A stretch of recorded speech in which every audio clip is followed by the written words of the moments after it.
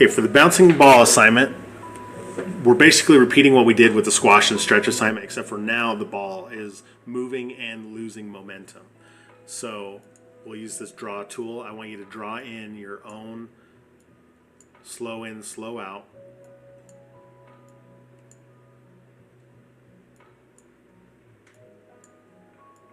Just like this. But you're going to do it on all of them. As we have less bounces, you're going to have less slow in and slow out. Okay, so on this last one, you probably don't even need to draw anything. So I'm just going to demonstrate this first bounce, but you'll do the rest of them. So I'm going to go back into object mode here so I can select this rig, go into pose mode. Okay, we're going to animate just the position of this. Okay, so I'm going to set my first keyframe, I, location, okay, and we're going to do the same thing with timing. So 1, 2, 3, move the object. So I'm pressing G to grab this. 1, 2, 3, move the object. 1, 2, 3.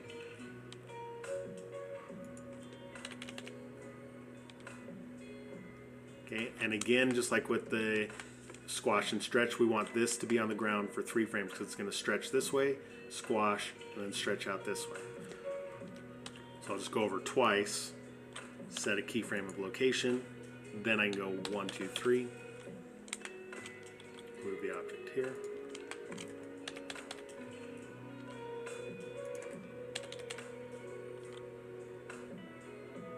And you want to make sure that your ball stays on the arc here.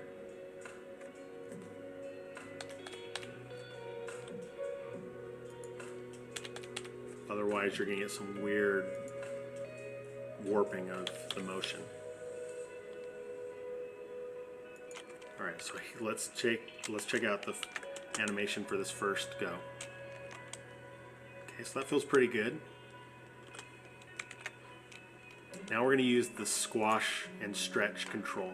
Okay, so remember that we need a keyframe of it not stretching first. So I'm going to go to here where we don't want it stretched, set my location keyframe, and then I'm going to go to here and I'm going to stretch this out.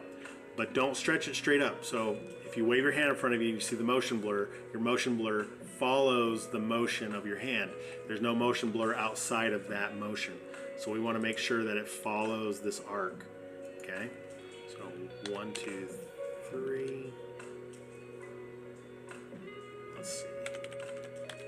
Yeah, that's good. Looks like I already had a couple of keyframes in here, so I'm going to delete those. So you just, to delete keyframes, you just select them and press delete.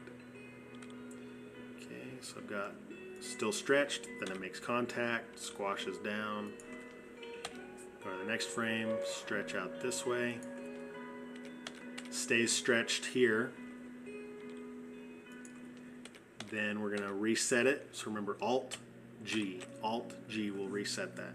Okay, and it's still going slow to here, so we'll set another keyframe on that one.